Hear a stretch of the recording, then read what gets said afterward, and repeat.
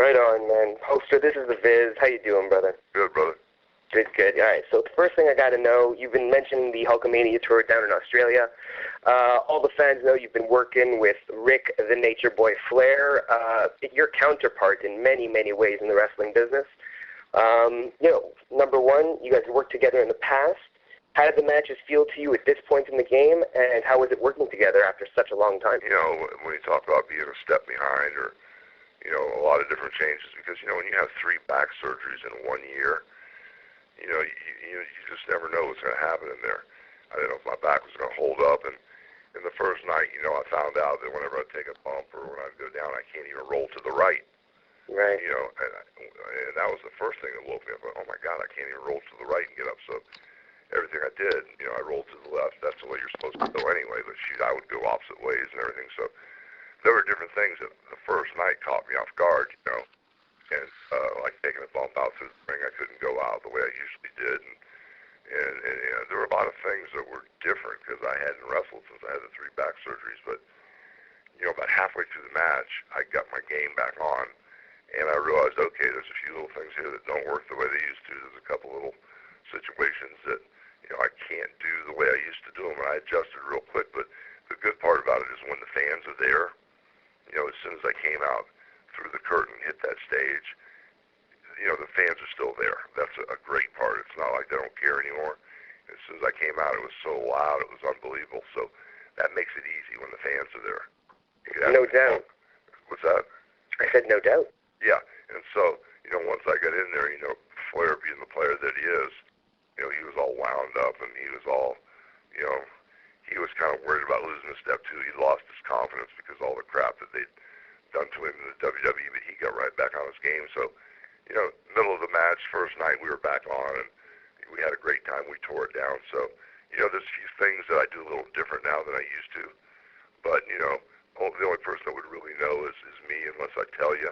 I mean, you might notice, the standard Hulk Hogan stuff that goes on in the ring. It's not rocket science. It just works, and that's what's beautiful about it. And, I'm not going into TNA as a talent. I'm going in there to run the company and make this thing roll out.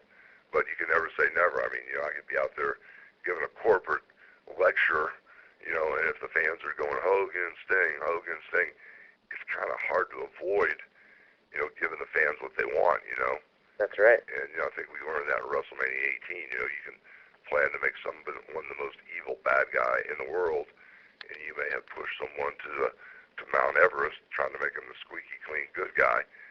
But if the fans start booing the good guy of the building, you need to call an audible. And it's just like what happened in WrestleMania 18. You can't tell the fans, what to watch.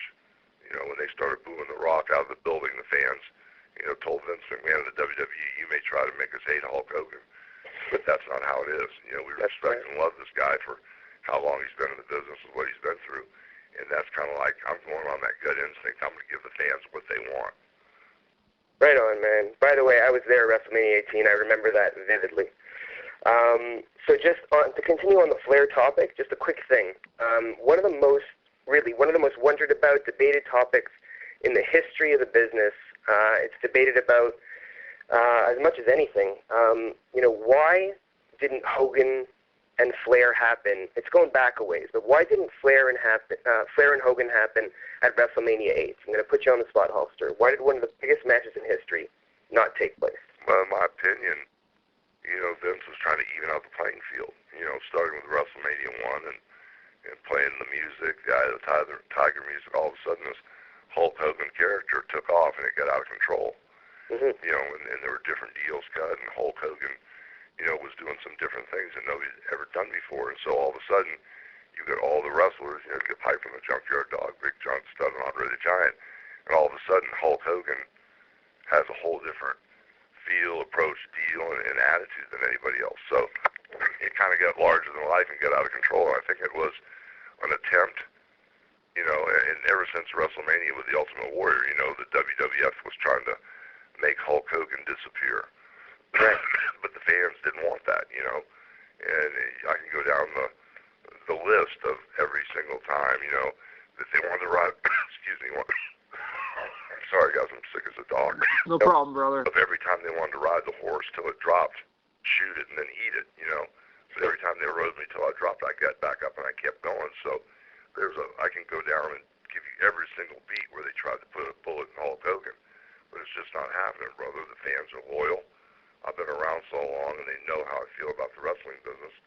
You know, whether you like my work or not, you know, the fans respect me. So definitely, always respect is there.